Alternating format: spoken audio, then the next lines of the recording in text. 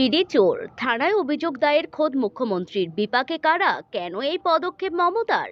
ইডির বিরুদ্ধে থানায় গিয়ে অভিযোগ দায়ের করলেন রাজ্যের মুখ্যমন্ত্রী মমতা বন্দ্যোপাধ্যায়।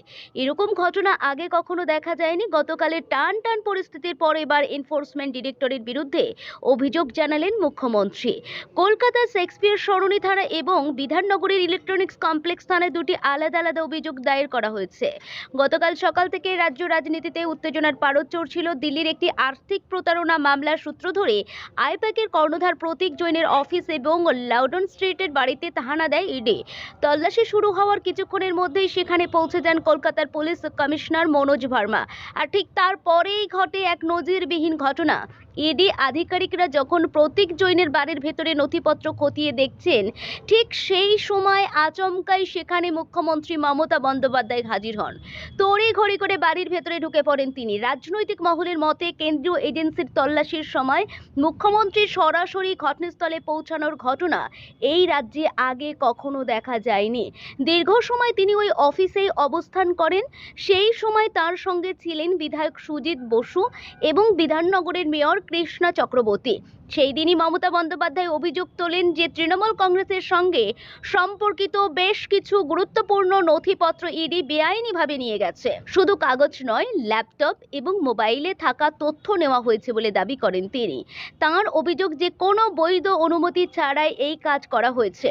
সেই অভিযোগের ভিত্তিতেই এবার থানা দ্বারস্থ হলেন খোদ মুখ্যমন্ত্রী।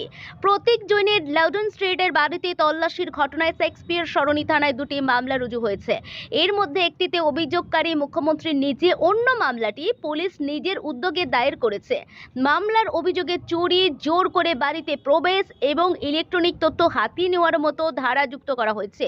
অন্যদিকে আবার সেক্টর 5-এ অবস্থিত আইপ্যাকের অফিস সংক্রান্ত অভিযোগ করা হয়েছে বিধাননগর কমিশনারেটের ইলেকট্রনিক্স কমপ্লেক্স থানায়।